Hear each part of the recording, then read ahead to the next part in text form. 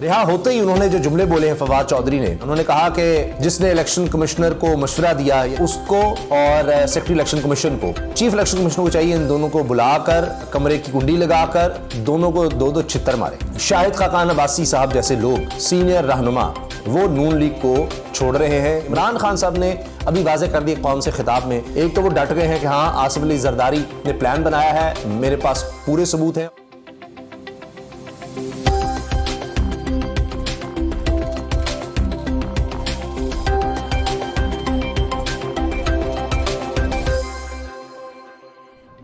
बिस्मिल्लाहिर्रहमानिर्रहीम, अस्सलाम वालेकुम।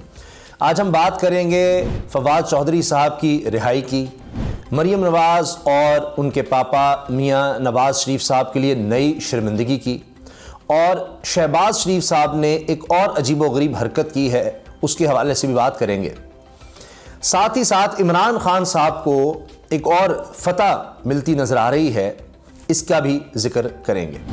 पहली चीज़, आपने देखा फवाद चौधरी साहब को जिस तरह रिहाई मिली, और उसके बाद अगर किसी का ख्याल था कि अब तहरीक इंसाफ खौफजदा हो जाएगी, डर जाएगी, रिहा होते ही उन्होंने जो जुमले बोले हैं फवाद चौधरी ने, मेरा ख्याल है कि वो बड़ा वाज़ेह पैगाम है। उन्होंने कहा कि एक तो मैं बताना चाहता हूँ, जिसने इलेक्शन कमिश्नर को मशवरा दिया, यानी मेरे खिलाफ कार्रवाई का, उसको और सेक्रेटरी इलेक्शन कमीशन को, चीफ इलेक्शन कमिश्नर को चाहिए इन दोनों को बुलाकर कमरे की कुंडी लगाकर दोनों को दो दो छित्तर मारे।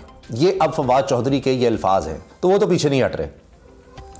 जिस तरह फवाद चौधरी साहब को रिहाई मिली है, जमानत पर रिहाई मिली है, और उसके बाद जिस तरह उनका इस्तकबाल हुआ है, उस पर उन्होंने शुक्रिया अदा किया है पार्टी का, कारकुनों का, सभी लोगों का, तो उसी से आप अंदाज़ा लगा लीजिए कि कितनी मकबूलियत मिल गई है तहरीक इंसाफ को। तो एक दफ़ा फिर फैसला साजों ने, इस हुकूमत ने अपने पाँव पर कुल्हाड़ी मारी है और तहरीक इंसाफ को मज़ीद मजबूत किया है।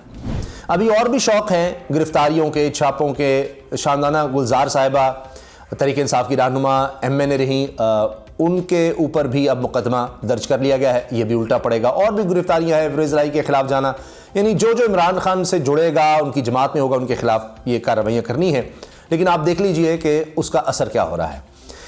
उसका असर ये हो रहा है कि शाहिद खाकान अब्बासी साहब जैसे लोग, सीनियर रहनुमा, वो नून लीग को छोड़ रहे हैं, नून लीग से पीछे हट रहे हैं और ऐलान ये कर रहे हैं। अब उन्होंने सीनियर नायब सदर के तौर पर इस्तीफ़ा दे दिया। पहले ही उन्होंने कह दिया था कि मरियम को अगर इस तरह से सीनियर ओहदे पर लाया जाएगा तो उसके अंडर में काम नहीं कर सकता। यानी वो चौधरी निसार वाला काम हो गया है, वो चौधरी निसार के पीछे पीछे चल पड़े हैं। और साथ आप देखिए कि मरियम साहबा का जवाब दे रही है, जी मौरूसियत, ये मौरूसियत नहीं है, और जो लोग कह रहे हैं ये अवाम से मोहब्बत है और ये मकबूलियत है, ये जमहूरियत है, वो इस तरह कह रही हैं, वो भी जवाब दे रही हैं। लेकिन शाहिद खाकान अब्बासी साहब तो अब लग रहा है कि पीछे हट गए हैं और एक तरह से नून लीग से राहें जुदा कर रहे हैं। तो ये मरियम साहिबा के लिए और नवाज शरीफ साहब के लिए बहुत बड़ा झटका है कि उनके नजरियाती लोग और इतने अरसे से उनके साथ, वो अब पीछे हट रहे हैं। तो लगता है कि नून लीग को किसी मुखालिफ की जरूरत नहीं है, अंदर से ही मरियम साहिबा ही काफ़ी कुछ कर देंगी इस जमात का। अच्छा जनाब, अब देखिए, ये तो हो गया कि इस जमात के लिए कितने अफसोस की बात है कि इसीलिए अब पहला जो मार्का उन्होंने, यानी इसके बाद आने के बाद जो किया है भालपुर में, वो इमरान खान साहब की अब नकल कर रही हैं। चाहे वो उम्मीद सैर वाला मामला हो, उसमें भी नकल कर रही हैं। फिर अब कहते हैं जी इमरान खान तो हिटलर बन रहा है, जिस तरह हलफ ले रहा है, अब वो भी नकल हो रही है, हलफ लिए जा रहे हैं वहाँ पर। अच्छा, इससे भी आगे आ जाइए आप, एक और काम देखें कि जब हलफ लिया जा रहा है तो लोग ही नहीं हैं, वो भी वीडियो सामने आ गई हैं। तो वहां पर ना तो कोई सीनियर लीडरशिप मिली, तो इसलिए नवाज शरीफ मरियम साहबा के लिए एक और ये मसला खड़ा हो गया कि वहां पर सीनियर लीडरशिप अब छोड़ रही है, ओन ही नहीं कर रही। अब हमजा कैंप, नवाज शरीफ, शहबाज शरीफ कैंप, मरियम कैंप, ये देखिए ना, अब ये सब सामने आ रहा है कि अब हमजा बिल्कुल माइनस हो रहे हैं। तो ये सारी चीज़ें हैं, और ये एक तो बाहर का प्रेशर है, जो इन्होंने जितनी महंगाई करती है, IMF के आगे लेट गए हैं। और अब मैं पूरा मवाजना आपके सामने रखने लगा हूं कि इमरान खान के दौर में कीमतें क्या थीं और अब इनके दौर में क्या हो गई हैं। फैक्ट्स बिल्कुल चार्ट सारा आपके सामने रखेंगे। मगर उस पर आने से पहले ये जो IMF का मामला है, पीर को आपने देखा कि पूरे पाकिस्तान में इतनी खबर चली कि दारुल हुकूमत इस्लामाबाद सब बंद जनाब, सब तरफ छुट्टी, हर तरह से जनाब सब तरफ छुट्टी होगी। और UAE के सदर ज़ैद बिन नहयान ने, मोहम्मद बिन ज़ैद नहयान ने पाकिस्तान का दौरा करना है। वो पहले ही इमरान खान आए हुए थे एक निजी दौरे पर। वो हमेशा आते हैं, ये जो खलीजी ममालिक के शहजादे हैं वो शिकार के लिए, तिरोल के शिकार के लिए आते हैं और उसको वो प्राइवेट रखते हैं, प्राइवेट दौरा होता है, प्राइवेट रखते हैं। कभी आपने देखा, वो साल में 2-2 दफा आते हैं ये सब। तो कतर, सऊदी अरब, यूएई, इधर से तो कभी नहीं वो आपने देखा को वज़ीर आज़म जाकर मिला हो। ये शहबाज शरीफ साहब वहां पर पहुंच गए, वज़ीर आला को भी ले गए, अता तारड़ को भी ले गए, सारे जनाब वहां बैठे हुए हैं। उनके लिए एम्बेरसमेंट की यार ये क्या आ गया। फिर वही बातें, मैं मांगने नहीं आया लेकिन मजबूरी है, मैंने सोचा था इस दफ़ा नहीं मांगूंगा लेकिन आपने इतनी मोहब्बत से मुलाकात की है तो अब आप मुझे और पैसे दे दें। तो मंडे को ऐसे लगता है कि उनको बुला लिया गया कि जी आप आ जाएं, IMF ने मंगल को हमसे मुज़ाकरात करने आने से पहले, IMF से पहले 1-2 अरब डॉलर अगर आप हमें दे देंगे तो हमारे लिए मामला ज़रा आसान हो जाएंगे। उन्होंने कहा कि जनाब नहीं, हम तो जा रहे हैं, मैं फिर आऊँगा। तो क्योंकि एक तरीका होता है डिप्लोमेसी। और मरीम मुअज़्ज़िम साहब ने कहा जी रहीम यार खान का मौसम बड़ा ख़राब था इसलिए वो चले गए। भाई रहीम यार खान का मौसम ख़राब था तो रहीम यार खान से उनकी फ़्लाइट दुबई जा सकती है, UAE जा सकती है, इस्लामाबाद नहीं आ सकती थी। खैर, ये डिप्लोमेसी पर जो उनके एक अंदाज़ है शहबाज शरीफ साहब का, वो ये बड़ा अहम है कि जिस तरह वो एम्बेरस करते हैं पूरी कौम को। अच्छा, अब आ जाते हैं हम जनाब कीमतों पर। ये देखिए ज़रूरी अशिया की कीमतें, अब ये मार्च 2022, ठीक है, ये आखिरी महीना था इमरान खान साहब के इक़्तिदार का।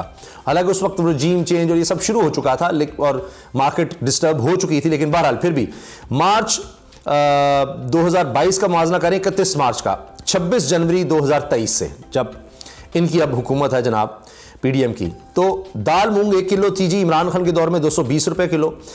अब जनवरी 26 2023 330 रुपए किलो, 110 रुपए का इजाफा। दाल माश 310 से 450 हो गई, 140 का इजाफा।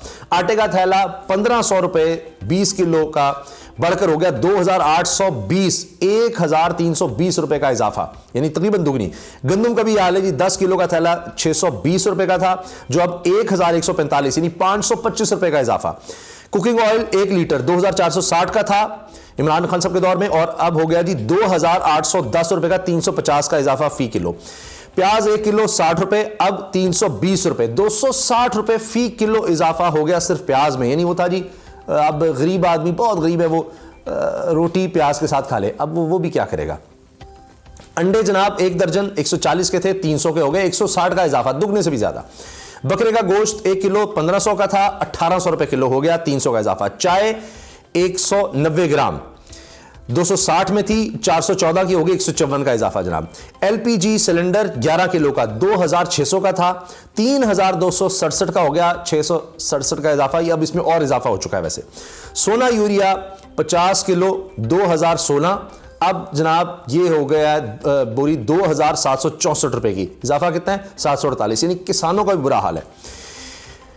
DAP खाद 50 किलो 9337 रुपए की थी, 9815 रुपए की होगी, 478 रुपए का इजाफा। तो आप देखिए कि हर चीज, और इसके असरात अब आपका क्या ख्याल है, खाने पीने की चीजों पर नहीं आएंगे। पेट्रोल डीजल अभी और महंगा होगा और पहले ही नहीं मिल रहा कि जी सप्लाई चेन मुतासर हो रही है, ये खबरें आ रही हैं। और आप देखिए कि जो था ना जी, इसाकदार कहते हैं मैं बात कर लूंगा, फलां कर लूंगा, अब कितनी खौफनाक खबरें हैं कि मान चुके हैं कि बिजली मजीद महंगी करेंगे। पहली डॉलर कहां तक पहुंच गया है आप देख लीजिए। पेट्रोल और डीजल की कीमतें बढ़ा दी हैं, अब कहा जा रहा है 17% अभी इस पर टैक्स लगाना है मजीद, IMF कह रहा है, फिर ये 300 तक जाएगा पेट्रोल। और बिजली की कीमतें बढ़ाने का, गैस की कीमतें बढ़ाने का वो भी मामला हो रहा है, सब चीजें मान रहे हैं। इन्होंने कहा जी 200 अरब रुपए के टैक्स लगाएंगे, IMF कह रहा है 600 के कम से कम, 600 से 800 अरब रुपए के, सब चीजें मान रहे हैं। तो अब आप देखें कि महंगाई कहां तक जाएगी। और दूसरी तरफ ये क्या कर रहे हैं, सियासत का खेल बस।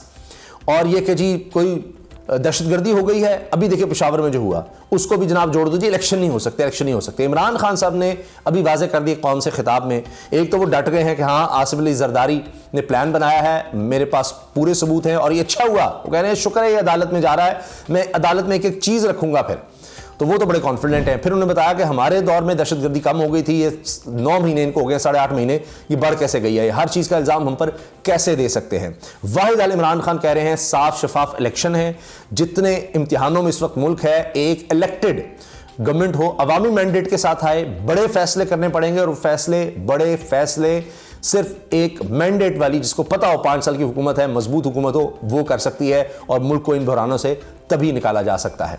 तो आप इस बारे में क्या राय रखते हैं, कमेंट सेक्शन में आप अपनी राय का इजहार कर सकते हैं। उसामा गाजी को इजाज़त दीजिए, अल्लाह हाफ़िज़।